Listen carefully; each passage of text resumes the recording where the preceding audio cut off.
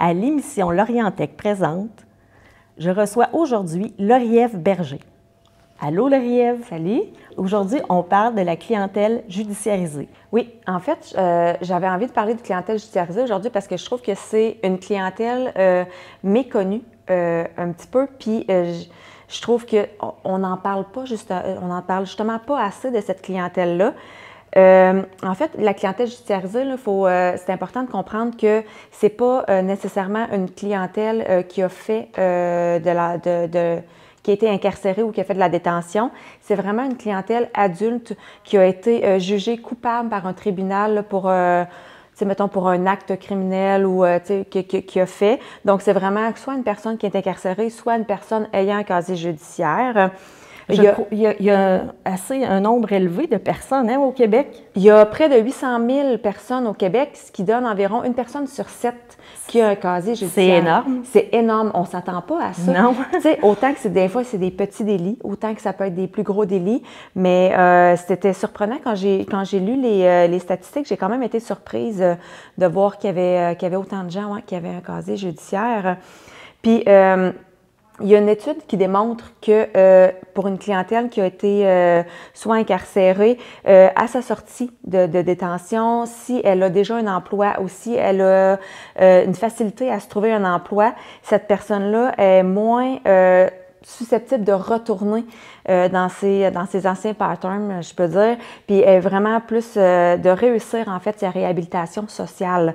Fait que l'employabilité, c'est vraiment ce qui tient, ce qui ramène les gens, mettons, c'est vraiment sur le droit chemin, puis quand que les personnes judiciarisées sentent que les employeurs sont prêts à leur donner une chance, c'est une fierté pour eux autres. C'est vraiment une fierté de soi. Totalement.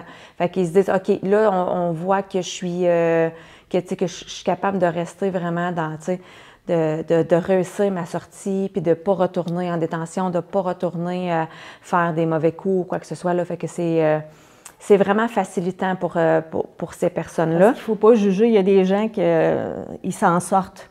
Totalement. Totalement. C'est pas tout le monde qui récidive. Non, totalement pas. Puis, tu sais, il y en a plus qu'on pense qui s'en sortent. Tu sais, des fois, là, il suffit d'avoir fait, tu sais, une petite... Tu sais, des fois, c'est une bonne personne dans une mauvaise passe qui fait en sorte que, malheureusement, tu sais, ont un casier judiciaire.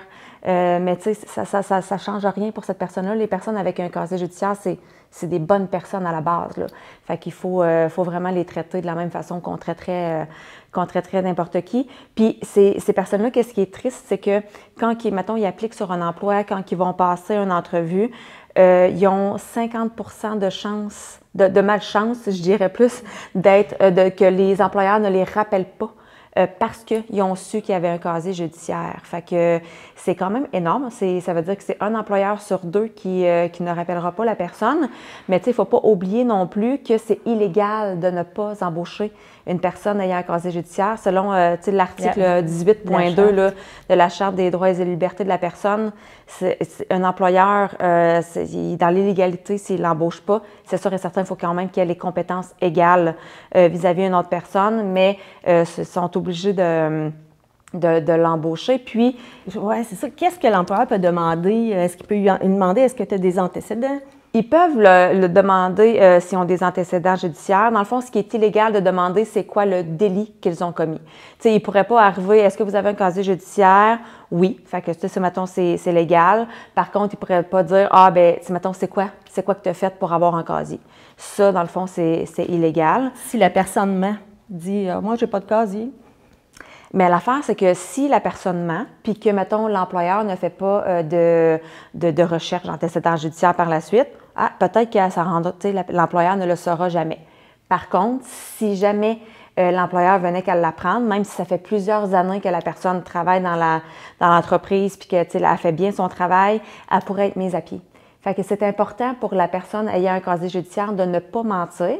Par contre, ils ne sont pas obligés de le mentionner. Si l'employeur ne pose pas la question « Est-ce que vous avez un casier judiciaire? » sont pas obligés de le mentionner. Par contre, si la question est posée...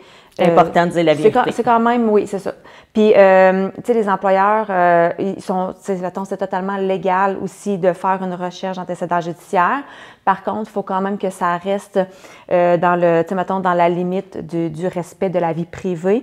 Et il faut que ça reste aussi dans le lien avec l'emploi, le postulé. Fait que, ils ne peuvent pas aller, mettons, creuser plus loin pour savoir, c'est vraiment, est-ce que ça a un lien avec l'emploi convoité. Et si jamais, des fois, l'employeur n'est pas à l'aise de demander, est-ce que, mettons, votre emploi, mettons, votre délit a un lien avec l'emploi pour lequel vous postulez, il peut, mettons, énumérer, mettons, pour quelle infraction qu'une personne ne pourrait pas travailler. Fait que, mettons, exemple, mettons, pour une infraction, garderie, police, que ce soit mettons, dans un commerce. Oui, voilà, c'est ça.